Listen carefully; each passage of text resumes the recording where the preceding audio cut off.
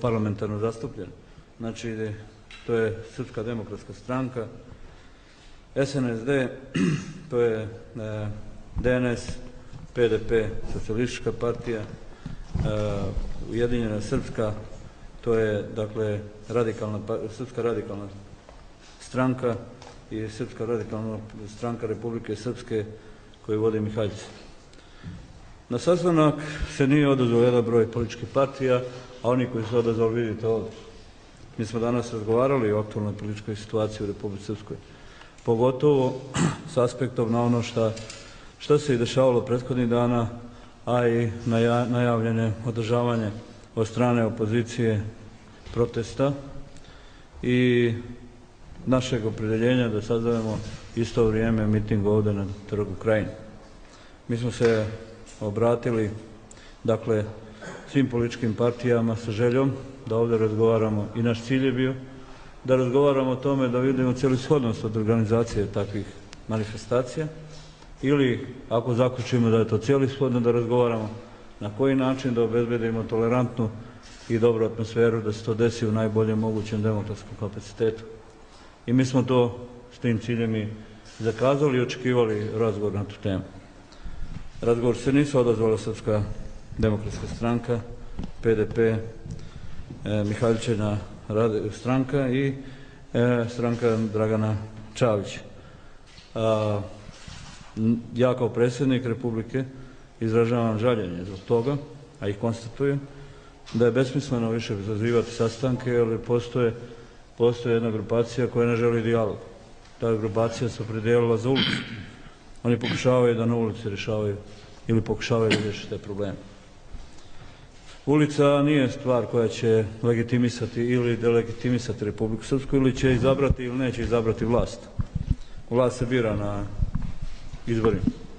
Izbori za lokalnu vlast su raspisani za oktobar 2. Dakle, veoma naivno neko misli da bi mogao da putem ulice rješava ili preuzima vlast. To se naravno neće desiti. Organizatori koji su pokušali da organizuju miting ovih dana idu sa stalnim špekulacijama kako bi podigli temperaturu. Ta temperatura ide do toga da svaki dan nešto kukumaču i javču o tome kako im neko smeta. Naravno da niko ništa ne smeta. Dva mitinga u Banja Luci nisu skupovi visokorizičnog karaktera. Bezbednosna aspekt toga je gotovo zagarantovan i on neće biti ugrožen. Niko nema potrebe da za bojazno ni jedan ni drugi manifestacija da se boji za bezbednost. Bezbednost će se obezbeđivati na način kako je to predviđeno zakonom. Bilo kakvo ponašanje koje bi išlo da urušavanje javnog reda mira, rušenje nešto slično, neće se dozvoliti. Ja se spremam kao predsjednik SNSD-a da preuzem potpunu odgovornost za ljude koji budu dolazili na miting koji mi organizujemo, zajedno sa partijama koje vidite ovdje.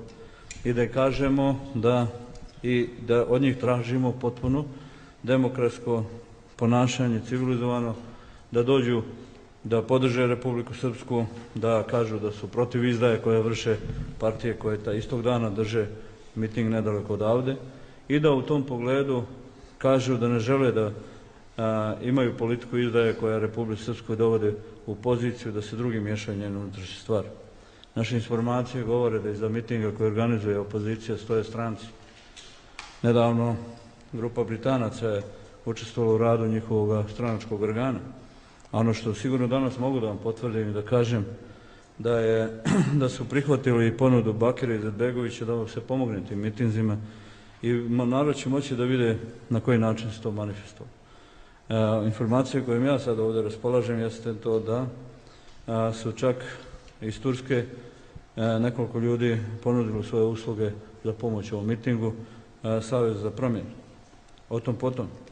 U svakom slučaju, u uslovima kada je da u Toglu dolazi u Banja Luku na otvaranju Ferhadije, koja je organizovana visoko kvalitetno strane lokalnog islamske zajednice i u puna zahvalnost muftiji Banja Lučkom, ali mislim da onaj dio koji su političari u tom učestvovali u smislu govora bio je potpuno napadanje i nedolično napadanje i nedolično slanje poruka prema Republici Srpskoj i srpskom narodu ovdje.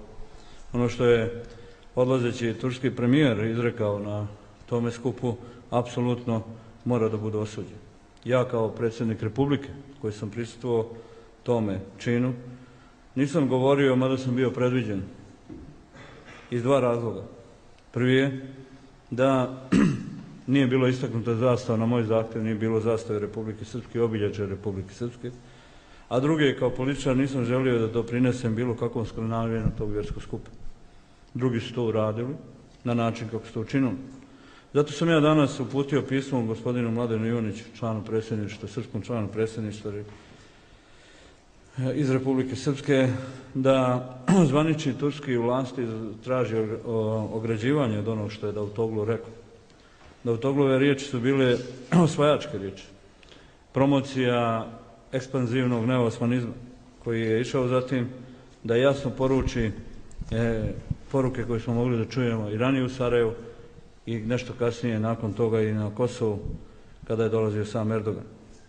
Mi ne možemo da prihvatimo takve stvari. U takvim uslovima kada Erdogan se ponaša, Davutoglu se ponaša tako kako se ponaša, dolazi informacija o tome da sa turske strane stiže pomoć za organizovanje protesta u Republici Srpskoj i podrške Saveza za promjenu. U tom pogledu želim da kažem samo jednu stvar. Ovo je važno naravno za Republiku Srpsku. Želim kao njen predsjednik da dan kada se održavaju te dvije manifestacije, da dan bude miran u čitavoj Republici Srpskoj i da svi sljedeći dani nakon toga budu mirni. I da ću učiniti sve u mojoj nadležnosti da se tako i desi. Republika Srpska nije ugrožena. Republika Srpska nema dan D. Naš dan rođenja je poznan 9. januar i mi imamo namjeru da gradimo i jačamo Republiku Srpsku. Niko normalan neće ustvrditi da Republika Srpska nema nekih problema i na socijalnom i nekom drugom planu. Naravno da postoje. Ali ti problemi nisu tog karaktera da bi mogli da izazovu ili dovedu do nasilja na ulicu. I ne treba da dovedu. Republika Srpska ima jednu šansu, a to je da svoj ustavni poredak i svoj sistem isključivo brani na legitiman način. Jedini legitiman način i slanje poruke koje je potrebno šire je izbori i demokratski legitimitet izabranih vlasti. Isti oni koji su izgubili izbore samo prije godinu i pol dana, dvije, danas pokušavaju da organizuju proteste. Imali su priliku i izgubili su te izbore. Kao niz puta do sada, odnosno sve od 2006. godine, sve jedne izbore su izgubili. I na jednima nisu pobijedili. Naravno da je danas teško, veoma teško biti vlast. Ali mogu da razumijem koliko je frustrirajuće biti opozicija. Ali ta frustracija ne smije da eskalira ili sklizne u izdaju koju oni čine. I ne smije da nas dovede u poziciju da dovedemo temeljne vrijednosti Republike Srpske u pitanje. I u tom pogledu mi je drago što su Demokratski narodni savez, Socijalistička partija, Srpska radikalna stranka prihvatili zajedno sa SNSD-om da organizujemo ovaj miting. Želim da vam kažem da očekujemo i da će doći značajan broj ljudi da podrži podršku jake i stabilne Republike Srpske. Politika koju provodi SDS, PDP i Čavić, naravno i Mihaljica, se svodi na tezu o slaboj Republici Srpskoj i jakoj Bosni i Hercegovini. Da nije tako, ne bi došli u poziciju da upravo oni afirmišu ili pokušavaju da nametnu nadređenost organa Bosne i Hercegovine koja nije po Ustavu organima Republike Srpske koji imaju nadležnosti koje je po Ustavu. Isti ljudi govore, i mogli smo i da čujemo, da će sve spriječiti što ide ka Republici Srpskoj. Jedan od ključnih razloga zašto nisu u pravu je činjenica da su već 2 godine u vlasti u zajedničkim institucijama, u istim onim organima koji donose određene odluke, koje čak mogu da imaju i veći uticaj na ekonomsko i socijalno stanje nek što to može da donose recimo niži organi vlasti. Oni 2 godine to rade. Njihova aktivnost se sve provela na to da jurnjaju za nekim navodno aferama koje nijedno iz do sada dokazalo. Sve što se iskazalo pokazalo se kao laž. Nijedna nije dovedena do kraja, niti je došlo do bilo kakvog optuživanja. Oni su samo pokušali da ispune medijski prostor, praveći priču i o Dormu u Republici Srpskoj. I pošto su vjerovatno ranije planirali da taj protest organizuju u nadi da će stvoriti atmosferu, oni su to uradili bez te atmosfere. Dakle, oni su vlast, oni donose odluke, oni mogu da utiču na stanje. Mi smo ih pozivali da ne pristupe donošenju odluka koje jesu izdaje. Mehanizam koordinacije je ključni dokaz te izdaje. I mnogo drugih odluka koje je donešeno. Ako smo uspjeli da dogovorimo sa Ruskom federacijom da dio novca koji su ranije plaćali kao svoju obavezu državama bivše Jugoslavije u drugim državama isporuče robe, a nama pristali na naš zahtjev primarno da se isplati u novcu, onda to ne treba neko da zaustavi Sarajevo. Pogotovo zato što značajni dio tog novca, to je 67% ide u federaciju, a tek 33% ide u Republiku Srpsku. I ti 33% ne možemo da dobijemo, zato što s tome suprotstavljaju srpski članovi savjeta ministara kao što je Šarović i neki drugi. Oni nemaju pravo na to, njih niko ništa ne pita. Savjet ministara je pomoćno tijelo predsjedništva, ono nije vlada, ono nema odluka, ono o čemu dogovore se dvije vlade, dva entiteta je neprikosnoveno u Bosni i Hercegovini. Taj princip, takozvani savjet za promjene, je promijenio i doveo nas, i to je jedina promjena koju su oni uspjeli da napravi. Da transferišu ili pokušaju da transferišu odlučivanje i da spriječe Republici Srpskoj da koristi ono što je stvarno pripada u Bosni i Hercegovini.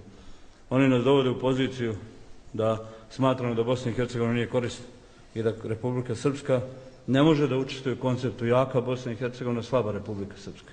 Nas interesuje koncept jaka Republika Srpska, a Bosna i Hercegovina da bude u funkciji te jake Republike Srpske, a ne da bude u funkciji slabe Republike Srpske. To će okupiti ljude na trgu ovde Krajine, mi ćemo tu doći mirno, mi ćemo tu reći naše poruke, mi ćemo se razići mirno i pokazati da nas ima daleko više nešto ima ti koji su spremni na sarajevsku izdaju i da prime turske pare da bi organizovali mitinge i polijepili po Banja Luci bilborde na kojima stoji oslobodimo Republiku Srpsku. Slušali smo to 1997. godine kada je SDS došao da oslobodi Banja Luku. A sada nam ponovo šalju istu poruku da žele nekog da oslobodi. Republika Srpska nije okupirana. Ako je okupirana, onda je okupirana od međunarodnog visokog predstavnika. I ako su željeli da to urade, mogli su i nas pozvati i mi bi bili na tom mitingu. I ja bi išao, gdje god on to zovnu, ja bi bio govornik i založio se da se skloni okupator koji se zove visoki predstavnik. Međutim, oni protiv njih ne protestuju. Oni afirmišu njihovu politiku. Nije Republika Srpska okupirana. Laž je ono što govore. Demokratski izabrana vlast je u punom kapacitetu. Njihova pozicija slabi. I ovo je pokušaj da vrate svoje. U svakom slučaju, dakle, mi ćemo ovih nekoliko dana učiniti sve da miting u Banja Luci koji mi organizujemo bude miran, dostojanstven, politički veoma, veoma profilisan i da pošalje poruke koje će biti nesumnjivo dokaz demokratije koju ovdje promovišemo. Volio bi, bez obzira na teške riječi s jedne i s druge strane, da i miting s druge strane bude isto tako. I da Banja Luka zbirno i Republika Srpska pokaže da u jednom danu dvije su prostavljene različite političke opcije. Jedna ogromno jaka koja je na vlast i jedna slabašna, izdajnička sa druge strane. Mogu u mirnoj i tolerantnoj atmosferi istog dana da organizuju dva mitinga u veoma velikoj blizini i da se ne desi nikakva eskalacija. I ja sam u to uvjeren. I apelujem na njih da to isto urade. Ja sam spreman. Hvala.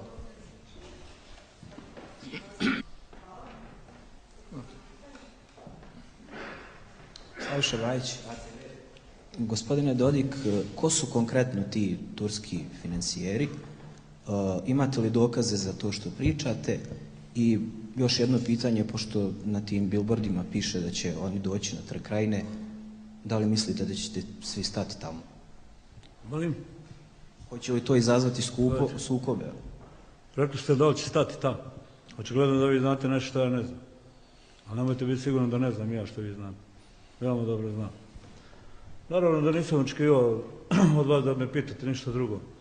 Ali morate da razumijete da postoje ozbiljni izvori i ja ne iznosim tek tako te stvari. Ali isto tako je preambiciozno da vi očekujete da ja vam to objasnim, baš vam.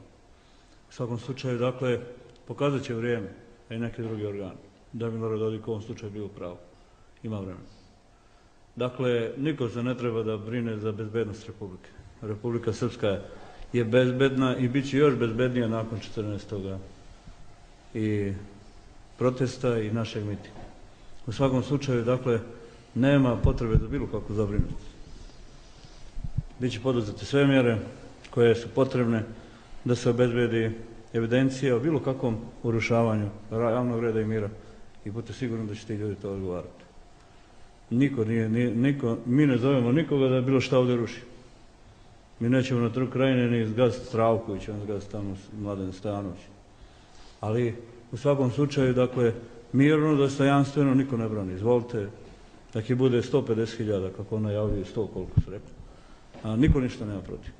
Ali da neko vrši vandalizam, da neko ovo, a moram da objasnim, jer vaše pitanje upravo jeste tako motivisano. Dakle, osnovni cilj je bio, naravno, i kamuflaža je priča o šetnji do Trga Krajine. Neki su druge ciljne tačke. Ali isto tako ne možete ni očekivati da je neko naivan u tom pogledu. I nije naivan. Dakle, vidjet ćete. Eto, jednog dana, ovih dana kad se pojave ta imena na nekim mjestima koje će biti vama dostupna, znajte da se radi o tim imenima. Da sam ja to vama rekao. A bit će veoma brzo. Goran Dakić, Dnevni Avaz. Koja je razlika između ovih protesta opozicije i protesta koje ste organizovali 2004. godine? To je prvo pitanje. I drugo, da li je izjava Luke Petrovića o tome da će SNSD smatrati izdajnicima sve građane koji dođu na proteste opozicije zvaničan stav SNSD? Razlika. Mi smo organizovali izbore bez namjera, odnosno proteste te 2004. To je bilo daleko, sa istim ciljem. Vlasti Republike Srpske tada, koja je sada opozicija, a mnogi su zaboravili kakva su bili vlast, sada su vlast na nivou Bosne i Hercegovine. I nastavljaju s istom politikom koju smo mi zaustavili od 2006. do danas. A politika prenosa nadležnosti tada je bila najaktuelnija u to vrijeme za Republiku Srpsku 2004. godine, su masovno davate nadležnosti Republike Srpske i mogli ste da dođete u Republiku Srpsku kao u samom poslugu i da to uzmete i odnesete u Sarajevo i tamo locirate institucije. Mi smo se borili protiv toga tada. I danas se borimo na isti način. U međuvremenu smo pokazali na koji način Republika Srpska može da bude faktor. Može da bude faktor ako je kompaktna vlast u Republici Srpskoj i na nivou Bosne i Hercegovine. Kompaktna vlast, odnosno na nivou Bosne i Hercegovine iz Republike Srpske, koji je tamo. Kompaktna vlast podrazumijeva jasno poštivanje Ustava. Ustav ne favorizuje organe Bosne i Hercegovine kao državne organe. Oni su tamo kao mjesto mogućeg dogovora, a ne kao nadređeni organi. Zbog toga se i danas borimo. Dakle, džaba smo... Mi smo učinili tada, a i sada govorimo i zabrinuti za opasnosti i sva sreća što smo nakon 2 godine, nakon tih protesta, došli u demokratske izbore i porazili te iste koji sada nakon ko neki, da ne kažem nikakvu ružnu riječ, kao ljudi koji su odjednom ponovo pridigli i nastavili sada u Sarajevu svoje isto djelo izdaje koji su i prenose nadležnosti koji su tada radili. Zato su dokaz mehanizam koordinacije, zato je dokaz osporavanje kredita koje je Svjetska banka odobrava, zato je dokaz neki dan ono što kaže Mirko Šarović da će prije umrijeti negdje što će se potpisati sporazum sa MMF-om. Ili ne znam nija šta više, mnogo stvari tog ima. Ili ovaj ruski kredit, ili mnogo čega drugog.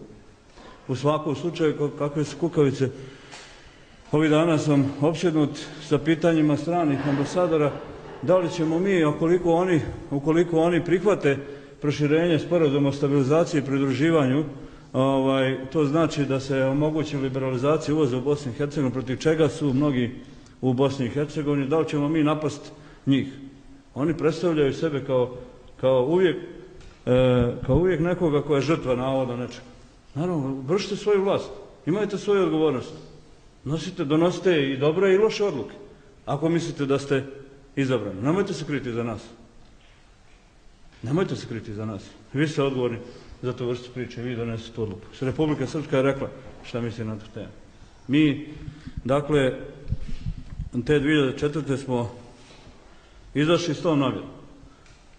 A ove godine idemo na miting da odbranimo tekovine onoga što smo činili 10 godina. I zaustavili transfere na nivou Bosne i Hercegovine. Minimizirali ulogu visokog predstavnika koji je tada samo kažnjavao po Republici Srpskoj. Da bi zaustavili prenos nadležnosti, da bi afirmisali Republiku Srpsku i doveli u poziciju koja je od 2006. godine sve do prije godinu dana bila nezaobilazan i najvažniji faktor političkih procesa u Bosni i Hercegovini. Danas to naravno više nije. I to nekome se sviđa. I ja to razumijem. Legitimni cilj je bošnjački politički partija destabilizacija Republike Srpske. To je legitimno, kao njihov program. Ali nije legitimno da ruši ustavni poredak. Dakle, mi smo došli, bili smo na protestu, protest je bio masovan, najmasovniji do tada, pokazali, taj dan smo se okrenuli, otišli, nije razbijeno nijedno staklo. I mi smo se bavili politikom, a oni pokušavaju da se bave nasiljem. Ova druga priča.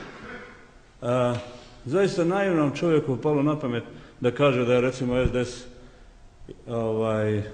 izdajnička partija. To nije tačno. U SDS ima zaista dosta ljudi patriota. Ja ih pozivam da dođu na naš miting. Jer je njihova politička pozicija koju su imali na početku upravo branjena ovom koncepcijom odbrane Republike Srpske. Ali ja govorim ovdje o grupi ljudi koji sada predstavljaju SDS, Mladena Bošća i druge koji su izborni pobjednici svih ovih 10 godina prethodnih. Nikada ništa, nijedne izbore nisu dobili. I odjednom su spekulativno ušli u organe gore na nivou Bosne i Hercegovine, jer nisu bili pobjednici ovdje i nisu mogli da predstavljaju u tom pogledu Republiku Srpsku, ali su prihvatili poslušništvo i u tom pogledu oni vrše masovnu izdaju interesa Republike Srpske. Oni izdaju prije svega SDS. Da nije tako, ne bi se rasuvao SDS. Ne bi došlo do toga do čega je došla i vi to znate šta je. Ali tako? Izlazak poslanika, pa izlazak jednog važnog poslanika i kandidovanje za kandidata za načelnika, gradonačelnika u Bijeljini. Pa činjenica da će recimo za 2 dana tamo biti organizovana skupština koja će promijeniti određene odnose snaga u samoj Bijeljini. To govori o njima. Pa izlazak čitavih odbora i iz PDP-a prelazak u druge političke partije. Pa napuštanje pojedinaca širom Republike Srpske u kontinuitetu. Nas niko nije napustio. Nas niko nije napustio. A druge jesu napustili. I nek se on pitaju zašto ih napuštaju. A ne da na taj način pokušavaju da se obračunaju. Znači, nemam namjeru da govorim, da ovo što govorim kao predsjednik Republike, a u ovom dijelu kao predsjednik stranke, naravno. Dakle, ja uopšte ne mislim da ljudi koji su glasali za SDS na prošlim izborima i da je SDS izdajnička politička partija, niti je to PDP. Za NDP sad nisam siguran, ali u svakom slučaju, što se tiče ovoga, radi se o grupi ljudi koji ovog trenutka postoje. Kako je moguće, ako je sve ispravno kod SDS-a, da se odvoji partija pa se napravi nekoliko političkih partija, samo zadnjih nekoliko mjeseci iz te partije? Šta znači partija izvorni SDS? Da to nije baš ono što govorimo mi? Ovo što ovi rade u ime SDS-a nije ono što je SDS bio, a to je državotvorna partija. Ovo je sada grupa ljudi koji izdaje izvorne principe SDS. To je to, hvala lijepo. Hoćete šta? Da, odgovorit ćemo svima vama, nema razloga. Hvala, kratko ću. Nataša Kovačeva, Al Jazeera Balkans. Kažete, zalažete se za to da 14. maj prođe mirno, da ne bude nikakvih nereda, kažete to ćete garantovati na mitingu koji organizujete.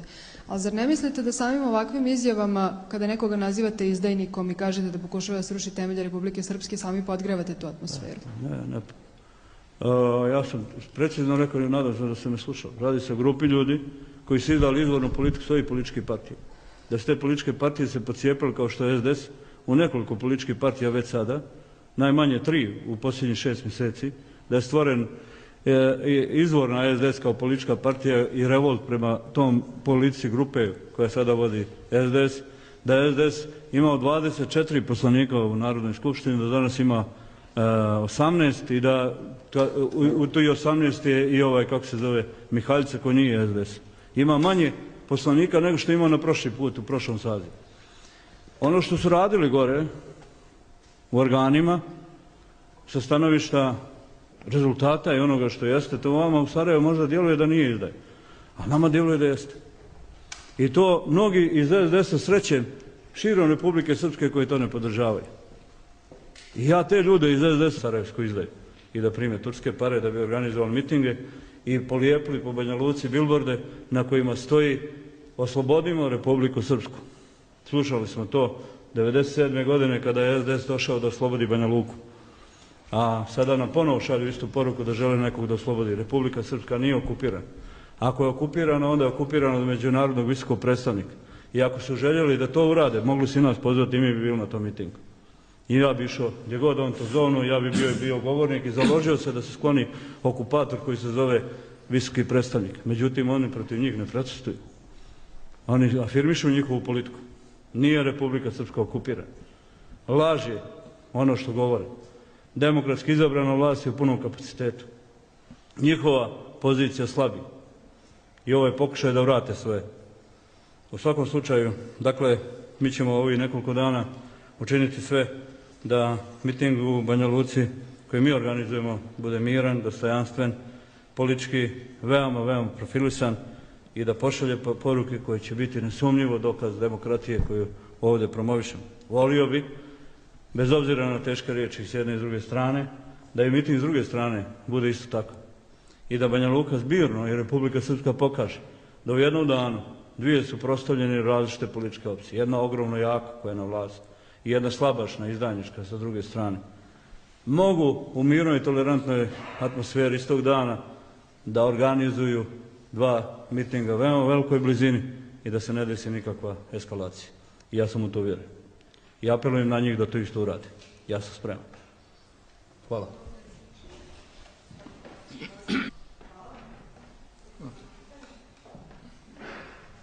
Slaviša Bajić, gospodine Dodik, ko su konkretno ti turski financijeri? Imate li dokaze za to što pričate?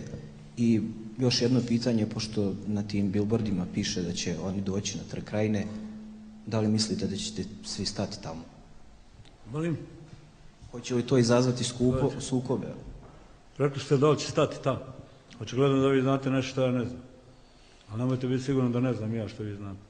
Veoma dobro znam. Naravno da nisam očekivao od vas da me pitate ništa drugo. Ali morate da razumijete da postoje ozbiljni izvori i ja ne iznosim tek tako te stvari. Ali isto tako je preambiciozno da vi očekujete da ja vam to objasnim, baš vam. U svakom slučaju, dakle, pokazat će vrijeme, a i neki drugi organi, da Milorad Dodik u ovom slučaju bio u pravu. Ima vremena. Dakle, niko se ne treba da brine za bezbednost Republike.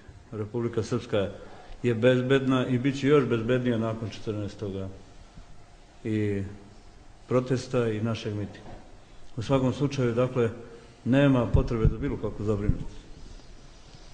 Biće poduzete sve mjere koje su potrebne da se obezbedi evidencija o bilo kakvom urušavanju javnog reda i mira i budite sigurni da će ti ljudi to odgovarati. Mi ne zovemo nikoga da bilo šta ovdje ruši. Mi nećemo na Trg Krajine ni izgaziti Stravkovića, ni izgaziti tamo Mladen Stanović. Ali u svakom slučaju, dakle, mirno, dostojanstveno, niko ne brani. Izvolite, nek je bude 150.000, kako on najavljuje, 100 koliko se rekao. A niko ništa nema protiv. Ali da neko vrši vandalizam, da neko ovo, a moram da objasnim, jer vaše pitanje upravo jeste tako motivisano. Dakle, osnovni cilj je bio, naravno, i kamuflaža je priča o šetnji do Trga Krajine. Neki su druge ciljne tačke. Ali isto tako ne možete ne očekivati da je neko naivan u tom pogledu. I nije naivan. Dakle, vidjet ćete. Eto, jednog dana, ovih dana kad se pojave ta imena na nekim mjestima koje će biti vama dostupna, znajte da se radi o tim imenima. Da sam ja to vama rekao. A bit će veoma brzo. Goran Dakić, Dnevni Avaz. Koja je razlika između ovih protesta opozicije i protesta koje ste organizovali 2004. godine? To je prvo pitanje. I drugo, da li je izjava Luke Petrovića o tome da će SNSD smatrati izdajnicima sve građane koji dođu na proteste opozicije zvaničan stav SNSD? Razlika. Mi smo organizovali izbore bez namjera, odnosno proteste te 2004. to je bilo daleko, sa istim ciljem. Vlasti Republike Srpske tada, koja je sada opozicija, a mnogi su zaboravili kakva su bili vlast, sada su vlast na nivou Bosne i Hercegovine. I nastavljaju s istom politikom koju smo mi zaustavili od 2006. do danas. A politika prenosa nadležnosti tada je bila najaktuelnija u to vrijeme za Republiku Srpsku 2004. godine, su masovno davate nadležnosti Republike Srpske i mogli ste da dođete u Republiku Srpsku kao u samom poslugu i da to uzmete i odnesete u Sarajevo i tamo locirate institucije. Mi smo se borili protiv toga tada. I danas se borimo na isti način. U međuvremenu smo pokazali na koji način Republika Srpska može da bude faktor. može da bude faktor ako je kompaktna vlast u Republici Srpskoj i na nivou Bosne i Hercegovine. Kompaktna vlast, odnosno na nivou Bosne i Hercegovine iz Republike Srpske, ovih koji tamo bude. Kompaktna vlast podrazumijeva jasno poštivanje Ustava. Ustav ne favorizuje organe Bosne i Hercegovine kao državne organe. Oni su tamo kao mjesto mogućeg dogovora, a ne kao nadređeni organi. Zbog toga se i danas borimo. Dakle, džaba smo... Mi smo učinili tada, a i sada govorimo i zabrinuti za opasnosti i sva sreća što smo nakon 2 godine, nakon tih protesta došli u demokratske izbore i porazili te iste koji sada nakon ko neki, da ne kažem nikakvu ružnu riječ, kao ljudi koji su odjednom ponovo pridigli i nastavili sada u Sarajevu svoje isto djelo izdaje koji su i prenose nadležnosti koji su tada radili. Zato su dokaz mehanizam koordinacije, zato je dokaz osporavanje kredita koje je Svjetska banka odobrava, zato je dokaz neki dan ono što kaže Mirko Šarović da će prije umrijeti negdje što će se potpisati sporazum sa MMF-om. Ja ne znam nija šta više, mnogo stvari tog ima, ili ovaj ruski kredit, ili mnogo čega drugog. U svakom slučaju, kakve su kukavice, ovih dana sam opsjednut sa pitanjima stranih ambasadora, da li ćemo mi, ukoliko oni prihvate proširenje sporazuma o stabilizaciji i pridruživanju, to znači da se omogući liberalizacija uvoza u Bosni i Hercegovini, protiv čega su mnogi u Bosni i Hercegovini, da li ćemo mi napast njih. Oni predstavljaju sebe kao uvijek nekoga koja je žrtva navoda nečega.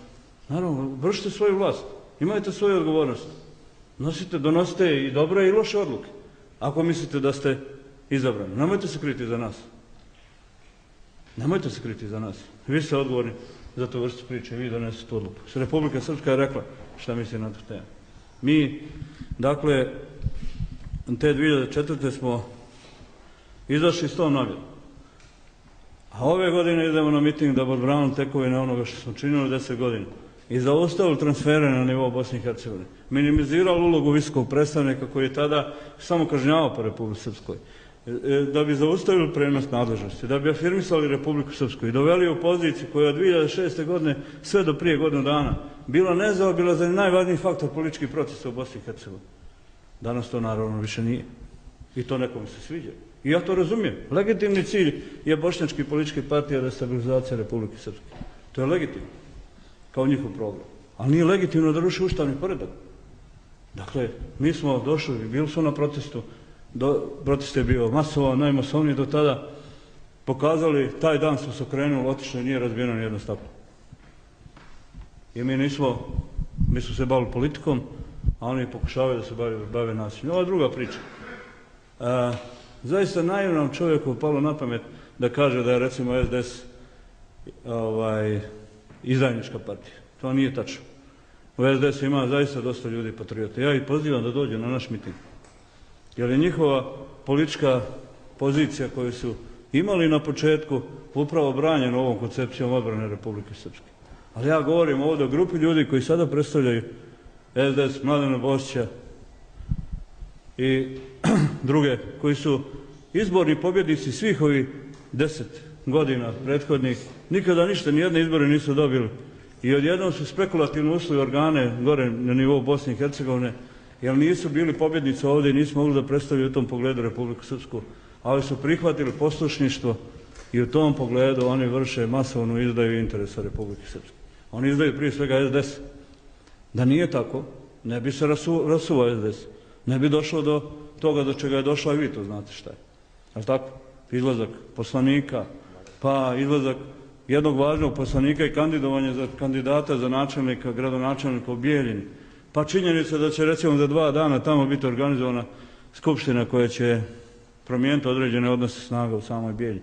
To govori o njima. Pa izlazak čitavih odbora i iz PDP-a prelazak u druge političke partije. Pa napuštanje pojedinaca širom Republike Srpske u kontinuitetu. Nas niko nije napustio. Nas niko nije napustio. A druge jesu napustili. I nek se on pitaju zašto ih napuštaju. A ne da na taj način pokušavaju da se obračunaju. Znači, nemam namjeru da govorim, da ovo što govorim kao predsjednik Republike, a u ovom dijelu kao predsjednik stranke, naravno. Dakle, ja uopšte ne mislim da ljudi koji su glasali za SDS na prošlim izborima i da je SDS izdajnička politička partija, niti je to PDP. Za NDP sad nisam siguran, ali u svakom slučaju što se tiče ovoga, radi se o grupi ljudi koji ovog trenutka postoje. Kako je moguće, ako je sve ispravno kod SDS-a, da se odvoji partija pa se napravi nekoliko političkih partija, samo zadnjih nekoliko mjeseci iz te partije? Šta znači partija izvorni SDS? Da to nije baš ono što govorimo mi? Ovo što ovi rade u ime SDS-a nije ono što je SDS bio, a to je državotvorna partija. Ovo je sada grupa ljudi koji izdaje izvorne principe SDS. To je to, hvala lijepo. Hoćete šta? Da, odgovorit ćemo svima vama, nema razloga. Hvala, kratko ću. Nataša Kovačeva, Al Jazeera Balkans. Kažete, zalažete se za to da 14. maj prođe mirno, da ne bude nikakvih nereda, kažete to ćete garantovati na mitingu koji organizujete. Ali zar ne mislite da samim ovakvim izjavama, kada nekoga nazivate izdajnikom i kažete da pokušava da sruši temelje Republike Srpske, sami podgrevate tu atmosferu? Ne. Ja sam precizno rekao i nadam se da se me slušao. Radi se o grupi ljudi koji su izdali izvornu politiku svojih političkih partija. Da su te političke partije se pocijepili kao što je SDS u nekoliko političkih partija već sada, najmanje 3 u posljednjih 6 mjeseci, da je stvoren izvorna SDS kao politička partija i revolt prema tom politici grupe koja sada vodi SDS, da je SDS imao 24 poslanika u Narodnoj skupštini, da danas ima 18 i da u toj 18 je i ovaj, kako se zove, Mihaljca koji nije SDS. Ima manje poslanika nego što je imao na prošli put, u prošlom sazivu. Ono što su radili gore u organima,